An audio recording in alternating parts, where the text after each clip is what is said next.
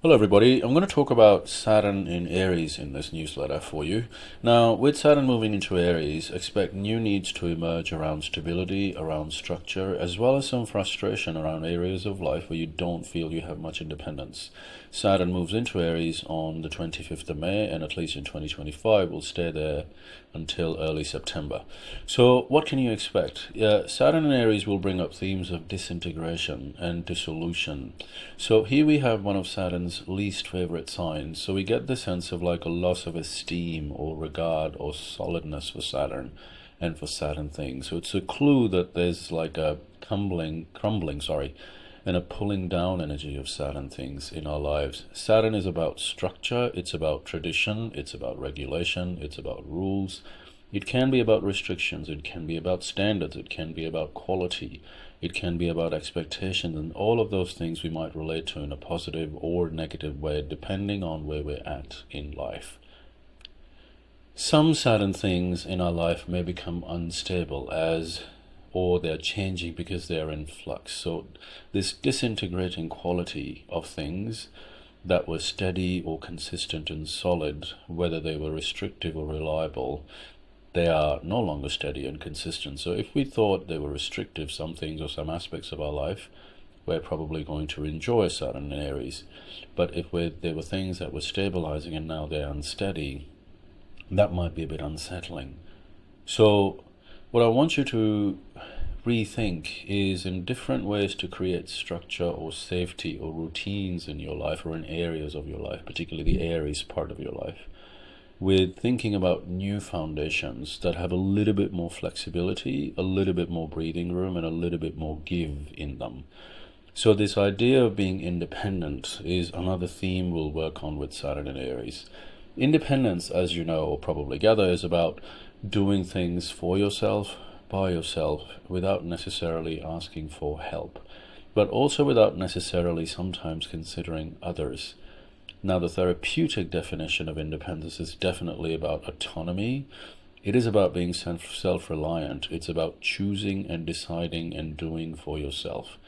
But in developmental models in therapy, we're not meant to stay in independence. We're meant to move through independence to a place called interdependence, which is where we have the sense of, can I do for myself, and I also know how to interact and interrelate with others. So if we're not careful around independence versus interdependence, we get this loss of collaboration. We get a loss of you can help me and I can help you kind of quality with Saturn and Aries, at least initially. Now remember, Saturn will stay in Aries for 3 years. So for each of us in our personal lives, what we want to think about is one of the ways I need to build some independence, or in what area of life.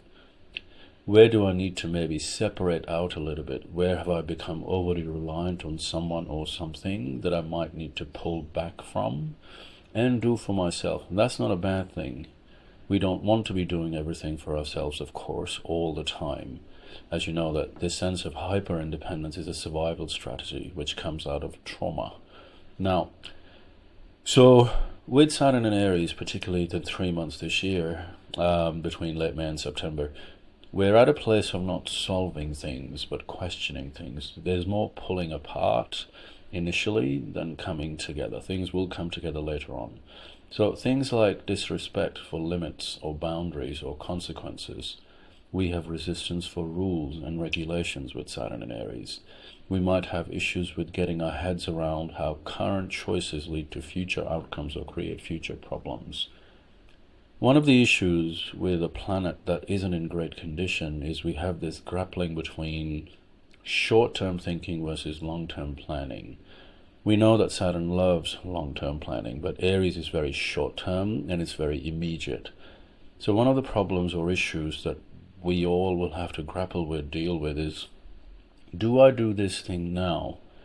Is this so important or urgent that it has to be attended to right now, or can I give it some time? And my best suggestion for you, particularly for the short 3 months period, three plus months, that Saturn is in Aries in 2025, is to notice and observe what new needs around stability and structure come up within you. Yes, you can make a quick decision. You may try to push ahead. You may feel like you have to do something now because you feel this pressure, whether that's self-created or whether that's external. But because this is very much a preview kind of stage, I would encourage you to hold off until February, March of 2026, when Saturn is fully in Aries. So just managing that tendency towards short-term stuff that we may rethink or want to rework after the fact that it's going to be only a short sort of vibe, short three plus month period of Saturn in Aries. So it can bring up this idea of resistance to unnecessarily restrictive rules or regulations or requirements. So you may find that you're sort of feeling this backlash against the way things have always been done, and that's not always a bad thing, as you know. It can be tumultuous sometimes, but the way things have been done is not relevant anymore. And undertaking a backlash against that, or a bit of a protest against that, that may be a good idea, of course. So do consider these things. I'm really looking forward to Saturn, Neptune, and Aries. I will be doing a series of reels soon on the various sort of problems going on in the world and general world predictions. So look out for that on my social media. The next group reading show is on Sunday the 15th of June at 3 p.m. at the Columbian Hotel. If you can make it, it'll be lovely to work with you. I wish you all the best and have a lovely month of May. Bye-bye.